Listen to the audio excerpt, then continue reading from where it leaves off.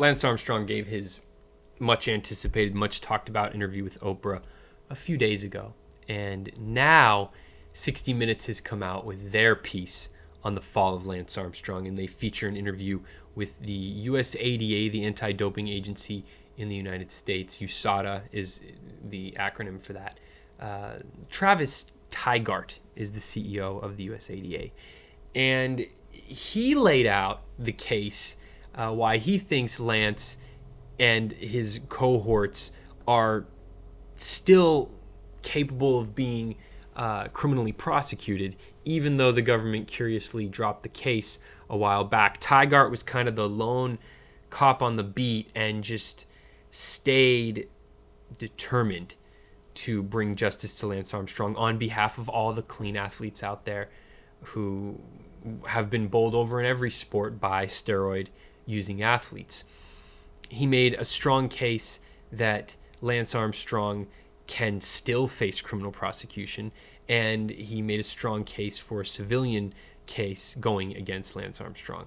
So Lance Armstrong basically wanted you to think that his apology to Oprah kind of ended this saga, but what he was doing in that apology was a lot deeper. He was trying to protect himself and a lot of his business associates still from from really being held accountable on the whole. So Travis Tygart is a real American hero.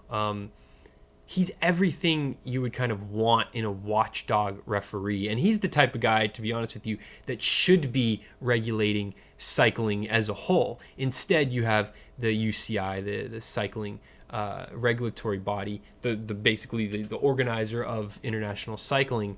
It comes out in this investigation that Tygart did that Lance paid UCI, and that basically UCI gave Lance the keys to how to dope and beat the doping regulations during his tour years. And so you have a system where the powerful and well-connected Lance and his team of coaches and trainers and his team of fellow cyclists having so much power that they basically control the whole testing system, or at least know how to beat it, so that they can all be jacked up and the rest of the competition can't be. And that's why you see Lance win 7 straight tours, right? He wants you to think, oh, it was rampant, but I still was the best.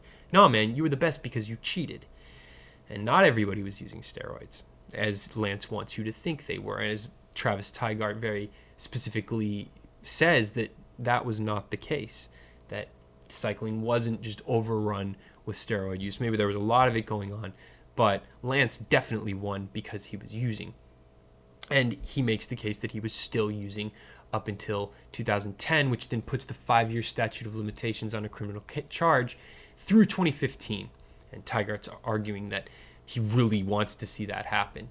And what this kind of leaves you with is, of course, Travis Tygart's the man, and Lance, I mean, especially there was more information that came out about how he tried to intimidate people, including Tygart himself.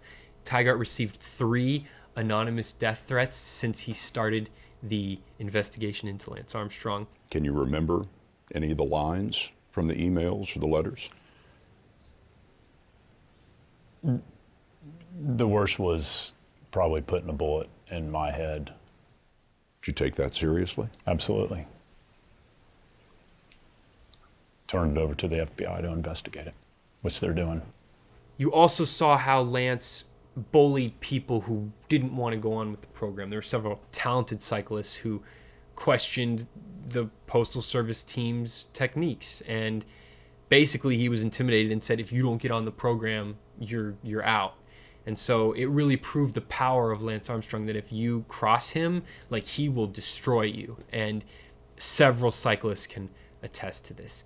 And so what I'm kind of left with seeing this, and you can give me your thoughts, obviously, in the comments below, but I believe that UCI saw that the United States was the main market, and that to have cycling become a huge sport and become very financially profitable for all those involved, they needed to have an American hero winning those races. And who better than Lance Armstrong, a willing dope fiend, right, so to speak, to just pick up that mantle and go. And then you have the whole like, oh, overcoming testicular cancer thing that elevated him to a whole nother level. And then I think that's the whole sport really just wanted that hero, and they didn't care if elevating that hero ultimately destroyed the sport.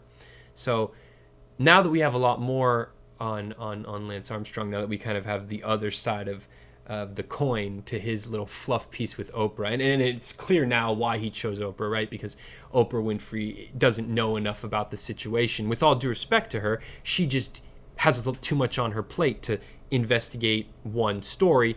Plus, she's not really known to be an investigative reporter, so Lance goes to her so that he can give this character-driven interview, knowing that she's not going to ask too many tough follow-up questions, and that he can try to make that the kind of period to the Lance Armstrong steroid story. But as the 60 Minutes piece pointed out, the fall of Lance Armstrong is ongoing, and we've really only just kind of hit that, like, oh, the feeling's starting to go as you go over the crest of the hill in the roller coaster, and you got a good amount left to go before Lance Armstrong hits rock bottom. What does Lance Armstrong have to do for there to be a possibility that USADA's lifetime ban would be lifted?